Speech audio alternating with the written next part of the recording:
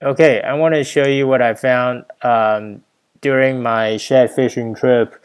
What I found when I used my Raymarine Axiom 3D fish finder. What I found on the Potomac River and get there. And here is get on the canal road.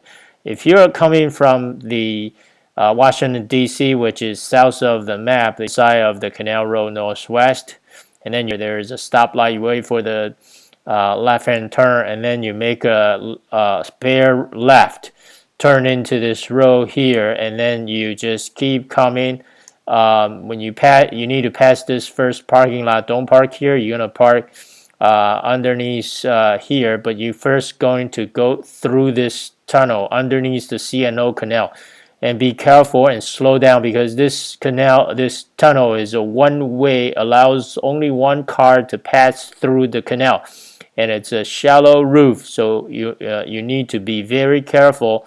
Make sure whatever you have on your roof of the vehicle is able to pass through this tunnel. You do not want to scratch your stuff, and you do not want to damage the tunnel as you go through this tunnel. So be very careful and be very mindful that there may be cars coming. So um, and then once you pass the tunnel, you keep coming to here, you will see the boat ramp on the right hand side, and then you can come and park along this U loop. You can park anywhere in this U loop, and you can go back to this Fletcher Boat House to buy Washington D.C. fishing license, whether you're resident or non-resident. The resident is only $10 a year, and the non-resident is only $13 a year. It's well worth the money because it's so easy to catch fish over here at this part of the river. So you do not want to get caught fishing without a license because that's going to be a few $100s fine. And it's also good to help the fishery in this area. So here is the parking lot. You park here, and then you have to carry your canoe to the river front to launch your kayak or canoe, and it's a good 50 to 80 yards walk. Once you get into the river, then everything is easy. So I just park here, and I carry my canoe using my Slayer Propel 10 with my Slayer Propel 10 kayak carrier. And then I launched it. I get into here into the river, and the water depth is once you get out to quickly the water depth changed to 15 feet, and then 30 feet, and then closer to here it's about, I say, about 50 feet. So it's pretty deep, but a lot of fish is a lot of shit are running. So I'll show you in a second. But basically, what I did was I just uh, launched my kayak downriver, and it's a joy. It's a pleasure to ride downriver because you don't really have to pedal much, and the river current will take you downriver and off you go. So it's very easy, and I was able to see a lot of fish in my fish finder, and I'll show you in a second. So basically what I did was I just continued to go down south, and please be mindful there is a motorboats. Please be mindful of all the kayakers in this stretch of the river.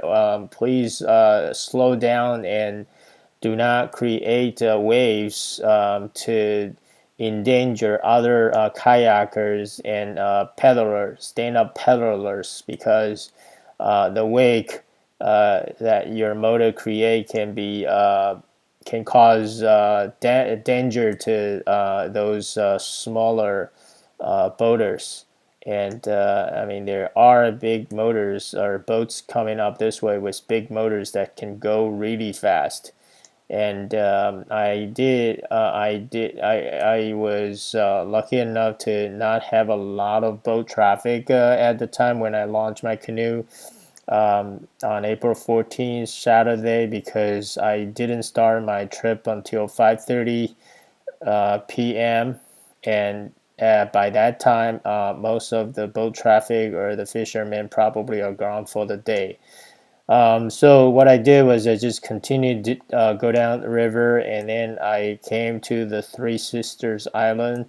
We'll see in a second. And then I didn't.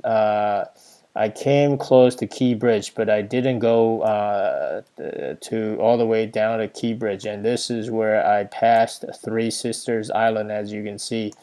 One Sister, Two Sister, and Three Sisters Island. So I think I went beyond Three Sisters Island for another 100 yards, and then I started to go back up. And so there is you there you have it. There, that's how, this is how you get to Fletcher Boat House. And let me close the Google Map, and let's get to the Raymarine 3D sonar images.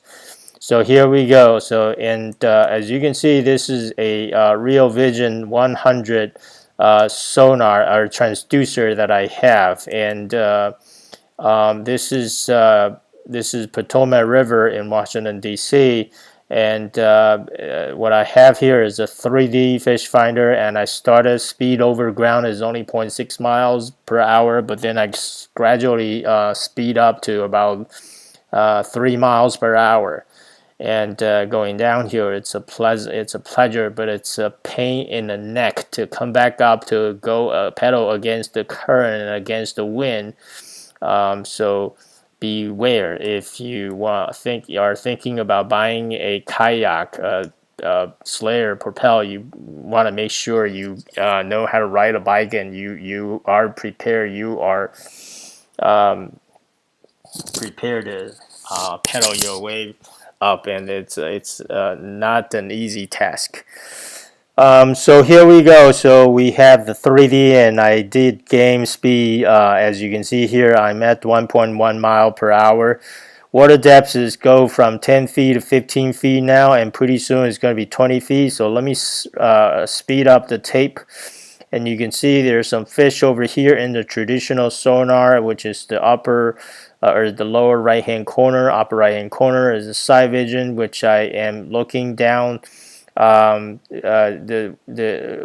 to my right about 15 feet or 30 feet rather. I mean, this is the water depths, and as you can see, some fish over here. Let me speed things up a little bit. So now you can see a lot more fish and a lot more activities at the bottom of the fish finder. These may be tree trunks, but let's speed up a little bit more. Now here we see a concentration of fish. You can see 3D, and you can see the traditional sonar side vision.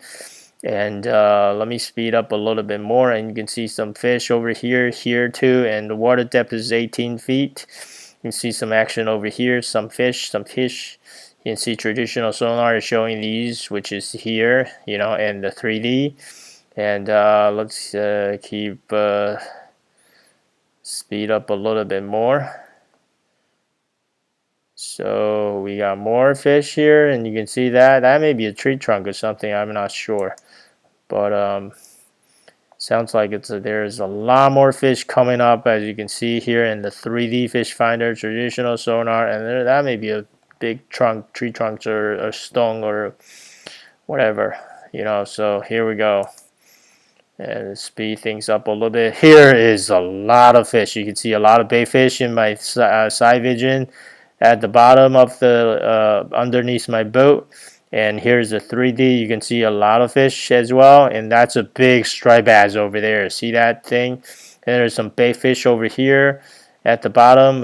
Two of them, and then some bait fish. So these guys are feeding on the bait fish here on my side vision as well. So the bait fish over here. Let's roll the tape faster. You can see, a lot of bait fish, and then more here and more here, right underneath my boat. It's very, it's deep. It's it's at the bottom, or closer to 15 feet, 12 feet, 15 feet. Let me roll the tape. There is more, and it's to the right. And the 3D is actually looking at 10 feet, 20 feet, 30 feet, 40 feet on each side of my boat right now. So, certainly you can adjust them. Okay, here is a big fish over there. Just came down underneath my boat. There is a bunch more.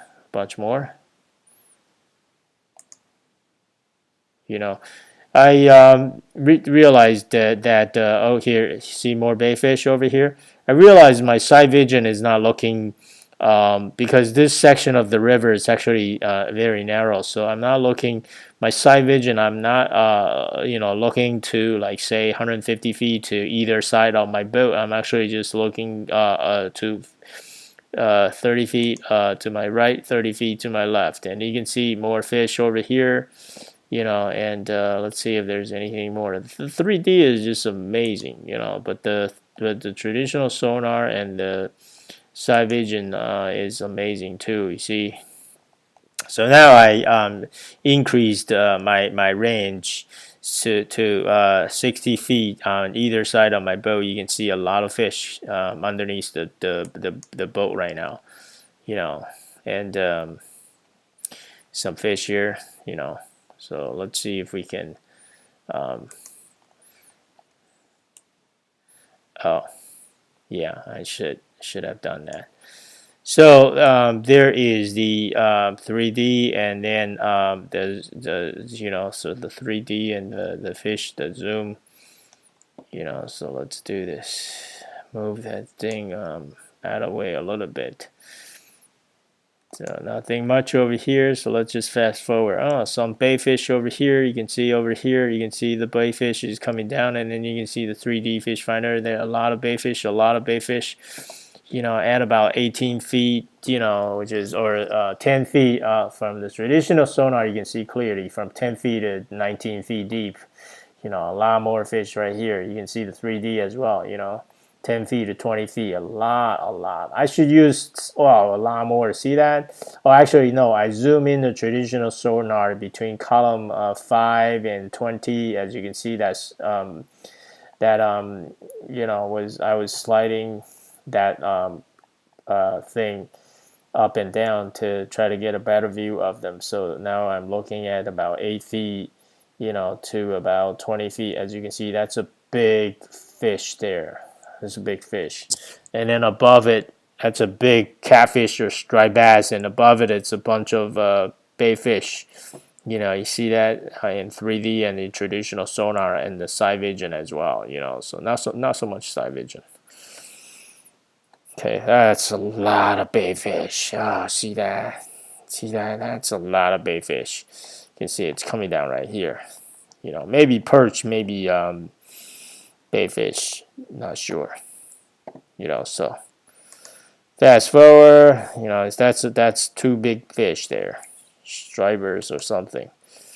So a lot of fish. You can see 3D. This is 21 feet. So a lot of fish, bayfish right here. You can see. Next time I should use my sabiki rig to lower it down to jig a little bit, see if I can catch some of these bayfish. It's a lot of them. See that? Oh my goodness. Oh, again here I zoom in. So, and they're actually at about 8 feet to about 20 feet. See that? I use the traditional sonar to zoom in, and you can see my 3D is full of fish. You see my 3D is full of fish. So many fish here. See that? And that's why my fish finder is going crazy here. Of course, it's between 10 feet. I'm zooming in 10 feet to 20. The water depth is 21 feet. The water temperature is only 64 degrees, by the way, but it's still a lot warmer than before. And you can see these are all directly under my boat in the black area. That's what's under my boat, and a lot of fish going under my boat right now. Or I pass a lot of fish under my boat right now. You can see the 3D just keep showing these fish and these dots, and the fish are concentrated in the 10 to 15 feet.